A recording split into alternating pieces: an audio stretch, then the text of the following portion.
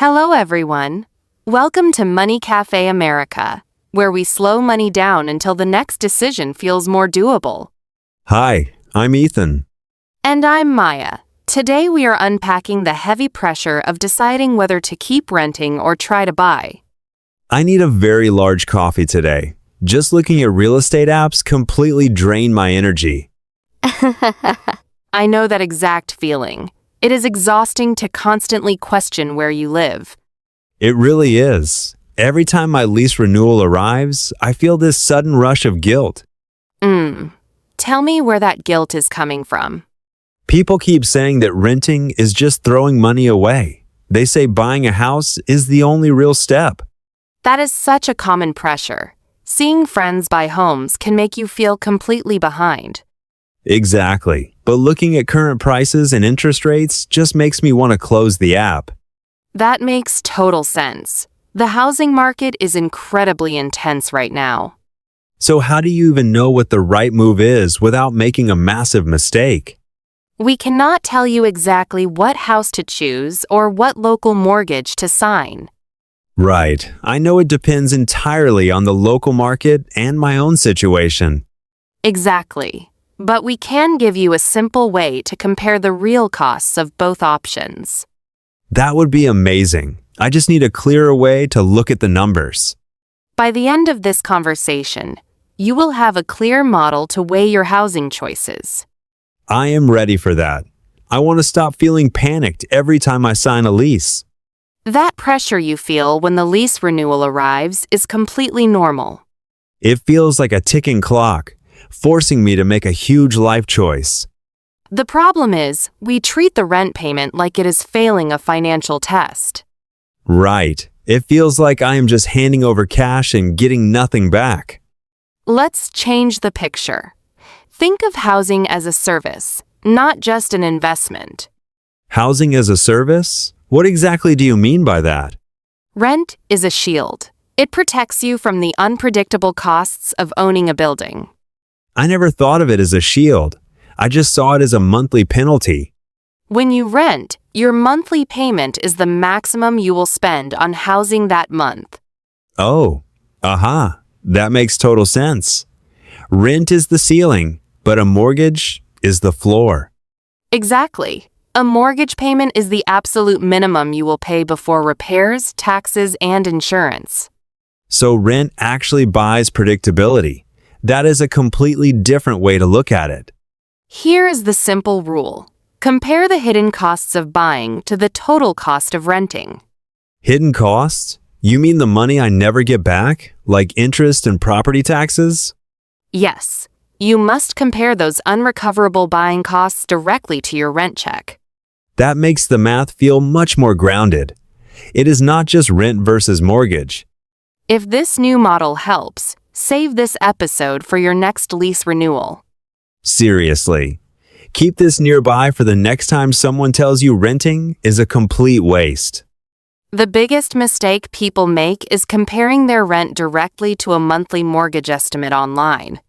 I do that all the time. I see a mortgage estimate and think it beats my rent. But that online estimate often leaves out property taxes, ongoing maintenance, insurance, and closing costs.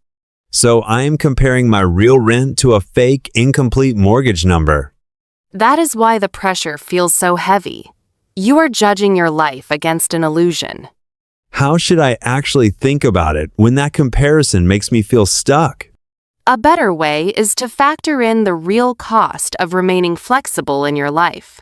You mean the freedom to move if my job changes or if life just shifts? Yes. Buying a home usually ties you to one spot for at least 5 to 7 years. It takes that long just to break even on all the fees of buying and selling. Exactly. So if you are not ready to stay put, renting is actually protecting your money. So waiting to buy is not a failure. It is just choosing flexibility for now. You are not failing at money. You might just be avoiding the sudden cost of a broken roof. That hits hard. Sometimes the guilt comes from living differently than our parents did. The world has changed. Flexibility is a highly valuable asset right now. But what about building equity? That is the part that always makes me panic about renting. Equity is real, but it is not the only way to build financial stability. Right. If my rent is cheaper than buying, I could invest the difference instead. That is the core idea. You can build wealth without being tied to a specific building. So I do not have to buy a house just to prove I am a financial adult. Not at all. A calm financial life can absolutely happen in a rented apartment. Thinking of rent as a shield against surprise expenses really changes how I feel today. It removes the shame. It lets you look at your real budget without the emotional weight. I feel like I can finally look at my housing choices without holding my breath. Let's bring this back to that simple rule. You mean comparing the real cost of renting to the hidden costs of buying? Yes, you are comparing the unrecoverable costs on both sides. So renting is completely unrecoverable, but part of a mortgage builds equity. That is true. But property taxes, insurance, and interest are also unrecoverable. I always forget how big those three things actually are. Let's look at how this plays out in real life. I need this, because the apps make buying look so incredibly easy. Imagine it is late at night and you are scrolling a real estate app. That is honestly my most dangerous time of day for money, anxiety. You see a nice place. The estimated payment is exactly what you pay in rent. That is exactly the moment I start questioning all my life choices. What is your first instinct when you see that matching number? I immediately think I am wasting my life by renting an apartment. That is the trap. You are comparing your rent ceiling to a mortgage floor. Right. The app is hiding the unrecoverable costs from me. Often, that big, bold number only shows the principal and the interest. So it completely ignores property taxes and homeowner insurance? Yes, and those costs never build any equity for you at all. Oh, wow. So that matching number is actually a complete illusion. It is a very incomplete picture of the monthly burden. What is the practical step when I catch myself falling for this? Scroll down to the detailed cost breakdown in the app. Just to see the actual total monthly estimate with everything included? Yes, find the taxes, the insurance, and any neighborhood association fees. That usually adds hundreds of dollars to the final number. It does. And remember the limitation here. What is the limitation with those app estimates? Those estimated taxes and insurance rates are just historical guesses. So the real monthly payment could be much higher when I actually move in? Yes, property taxes often jump significantly after a house is sold. That is a scary variable to manage on a very tight budget. It is. That is exactly why the rent shield can be so valuable. I am definitely going to look much closer at the fine print next time. Let's look at a second situation. I am ready. What happens after someone actually buys the house? Think about the week after a friend finally moves into their new place. The honeymoon phase, right? Everything is newly painted and perfect. Then they send you a text saying the water heater just completely died. Oh no. That is exactly what happened to my coworker last month. How did your coworker handle that sudden surprise? He panicked. He used all his cash just to close on the house. That is the most common mistake. The mortgage is the floor, but maintenance is the ceiling.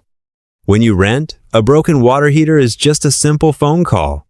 You do not pay a single dime for that repair. But owning the house turns that into a massive emergency expense. It becomes a very heavy, unrecoverable cost of buying. How do you plan for that without constantly worrying about your house breaking? A practical step is to budget for maintenance before you ever make an offer. How much should someone actually set aside for home maintenance? A common rule is 1% of the home value every single year. Wow. So a $300,000 house needs $3,000 a year? Yes. You divide that by 12 and add it to your monthly housing cost. That changes the basic math completely. It forces you to see the real ongoing price of the property. But there is a huge catch with that rule, isn't there? You are right. What do you think the major limitation is? 1% is just an average. A new roof does not care about averages. Exactly. You might spend nothing for 2 years and then get a huge bill. So keeping a very thick emergency fund is absolutely mandatory if you buy. If you cannot afford the emergency fund, you cannot afford the house. Renting looks a lot less like failing and more like protecting myself. That is the shift we want. Renting buys you time to build that safety net. That takes so much emotional pressure off my shoulders. Let's look at a third scenario. Okay, I am starting to see how flexible this approach really is. Imagine you are living in a rented apartment and you get an amazing job offer. That sounds great. I would definitely celebrate that moment. But the new job is located on the complete opposite side of the city. That daily commute would absolutely destroy my soul. Since you rent, what is your first thought about solving the problem? I would just finish my lease and move closer to the new job. Exactly. You have the flexibility to easily adapt to a better opportunity. But what if I had just bought a house in my current neighborhood? That creates massive friction. Your first instinct might be to just tough out the commute. Because selling a house right after buying it is a terrible financial move. Yes, selling costs usually wipe out any equity you built in the first few years. That completely erases the argument that a house is a short-term savings account. It is a long-term commitment. You would be financially trapped by the house. Or I would turn down the job offer just to avoid moving. Giving up career growth for a mortgage is a massive hidden cost. How do we calculate the value of staying flexible? Look honestly at your next 5 years. You mean honestly guessing where my life will be in 5 years? Ask yourself if you are truly ready to stay in one specific zip code for that long. And if the honest answer is no, renting is the smarter choice? Yes, renting protects your ability to pivot without taking a massive financial loss. That makes total sense. Buying too early can actually cost you a fortune. It happens constantly to people who rush the process. What is the practical action step to avoid that trap? If you feel pressured to buy, write down 3 ways your life might change soon. Like a new relationship, a career change, or wanting to live somewhere else? Exactly. But the limitation to remember is that you simply cannot predict everything. True, I could plan to stay for 10 years and still have to move unexpectedly. Which is why you never buy just because you feel pressured by an imaginary timeline. You buy when the math and the life stability actually align. I have one concrete mini action you can try within 24 hours. I like the sound of that. What is the step? Pick one house you recently looked at online. Oh, I have a whole saved list of homes on my phone right now. Pick one. Find the local property tax rate for that exact county. That usually requires digging into the county website, right? Yes. Multiply that tax rate by the asking price of the house. Then divide it by 12 to see the real monthly tax burden? Exactly. Then, add that to the principal and interest payment.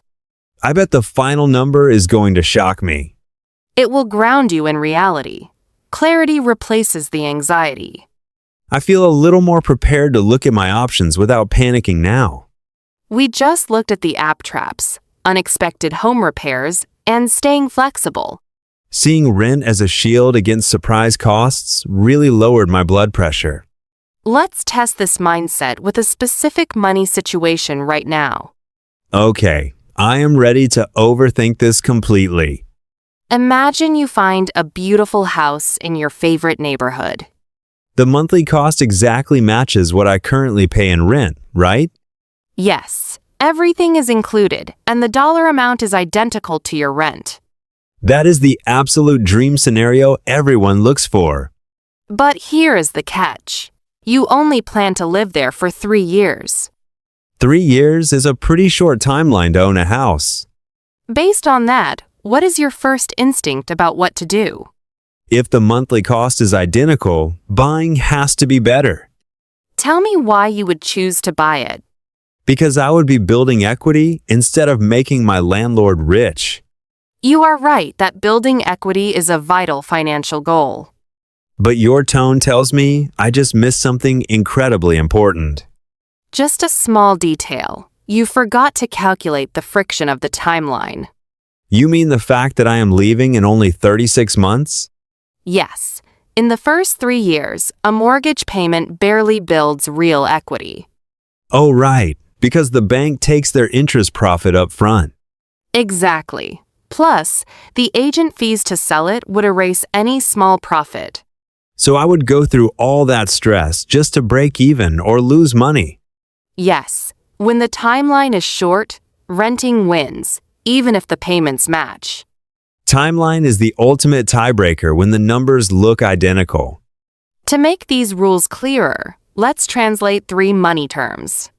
I need this. Real estate language sounds like a foreign language. Let's keep it grounded. The first term is closing costs.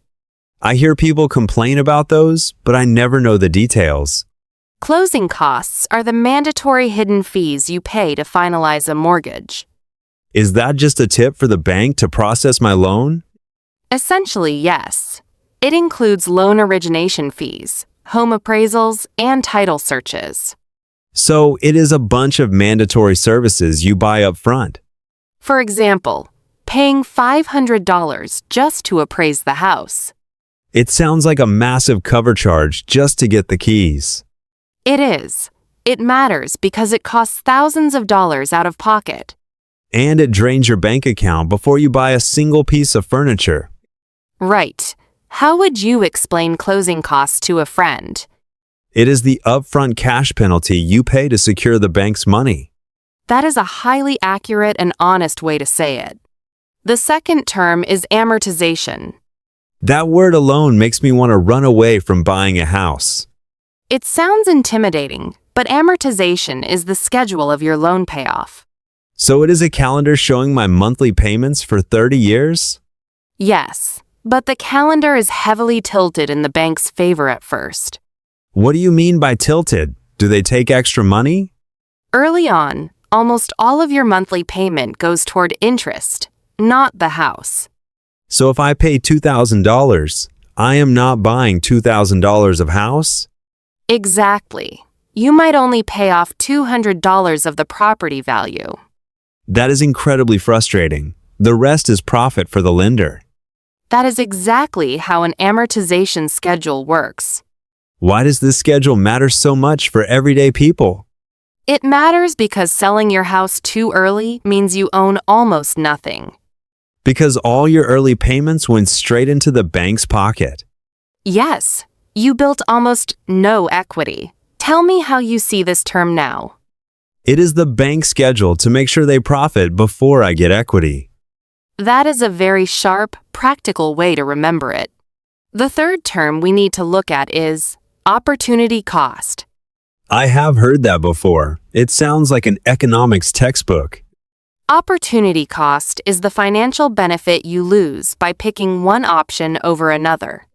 Like if I spend money on takeout, my opportunity cost is the skipped groceries. Yes, in real estate, the clearest example is your down payment cash. You mean taking $50,000 and locking it inside a house? Exactly. The opportunity cost is the growth that money could have earned elsewhere. Because once it is in the house, it cannot be invested anywhere else. Right. Why is it so crucial to think about that before buying? Because buying a house drains your liquidity. It takes away your investing flexibility. It does. Renting often leaves you with more cash to invest every month. So renting is not throwing money away if you invest the difference. Exactly. How would you define opportunity cost in your own life right now? It is the hidden price of what my cash could earn somewhere else. That is perfect. You are weighing your real options without guilt. Learning these terms makes the rent versus buy pressure feel entirely manageable now. Let's test your new mindset with one more housing situation. Okay, hit me. I am ready to calculate some hidden costs. Imagine your landlord calls and says they are selling the building. Ugh, that is my absolute worst nightmare as a renter. They offer you the chance to buy your apartment before listing it. That sounds like a golden opportunity to avoid moving my boxes. How do you decide if you should buy it from them? I would compare my current rent to the new mortgage payment. Okay, and what else are you adding to that base number? I would add the property taxes and the homeowner insurance. That is a solid start. But you missed one very sneaky cost. What did I miss? I thought taxes and insurance covered everything. Since it is an apartment building, you must factor in association fees. Ah, the building maintenance fee. I completely forgot about that. Those fees can easily equal a car payment every single month. And they never build equity. They are totally unrecoverable costs. Exactly. Plus, association fees can increase yearly without your permission. So buying the apartment does not actually lock in my monthly costs. Not when unpredictable fees are involved. The rent ceiling was actually safer. That is wild. The rent was a shield against the association. So how do you make the final choice with this new information? I combine the principal, interest, taxes, insurance, and the association fee. Perfect. And then what do you compare that massive total to? I compare it to my current rent to see the real monthly burden. Yes, you compare the unrecoverable costs of buying to the rent. And I have to ask myself if I plan to stay for 5 years. Right, because if you want to move in 2 years, closing costs trap you. And the opportunity cost of my down payment is locked inside the building. You have got it. How are you going to use this thinking in real life? I am going to stop letting real estate apps make me feel broke. That is a massive emotional victory right there. Instead of comparing rent to a fake mortgage floor, I will look at the ceiling. That protects your peace of mind and keeps your cash flexible. I will also stop feeling guilty when I sign my next lease renewal. Renting is a valid choice. It is buying time and predictability. I finally see rent as a tool, not a penalty for not owning. If you want to use this approach this week, here is a simple action plan. I love a plan that does not require a complex spreadsheet. First, write down the absolute maximum you can comfortably pay for housing each month. Just a hard ceiling based on your actual paycheck and normal expenses. Second, pick a target neighborhood and look up the historical property taxes there. Because those taxes will heavily weigh down that maximum number you just said. Exactly. Subtract the taxes and estimated insurance from your maximum monthly budget. That leaves the real amount you can actually spend on the mortgage itself. Yes. Third, ask yourself honestly if you want to stay in that zip code for 5 years. If the timeline is too short, renting is the protective move. That is the whole model. It removes the guesswork and the shame. It takes the pressure off the decision entirely. I have a question for you to answer in the comments today. I am curious to see what people are experiencing in their towns. What is the heaviest unrecoverable cost that surprised you when looking at houses? You can write taxes, insurance, or repairs if one of those shocked you the most. Seeing the real numbers helps you realize that renting is never a financial failure. It is just a different tool for a different season of life. And sometimes, protecting your flexibility is the richest choice you can make. I am definitely walking away feeling much calmer about my apartment today. If a hidden housing cost surprised you, you can tell us in the comments. Remember to look closely at those unrecoverable expenses before anyone pressures you to buy. Your housing choice should give you a calm place to live, not a constant burden. Renting is just a practical way to protect your budget and keep your options open. Feeling behind does not mean you have to rush into a long mortgage tomorrow. Taking the time to calculate the real numbers is actually a solid money decision. Thank you for sharing a table with us today at Money Cafe America. We hope this conversation makes your next lease agreement feel a little less heavy. I'm Maya, and please take care of yourself until next time. And I'm Ethan. Bye for now, and take it one small step at a time.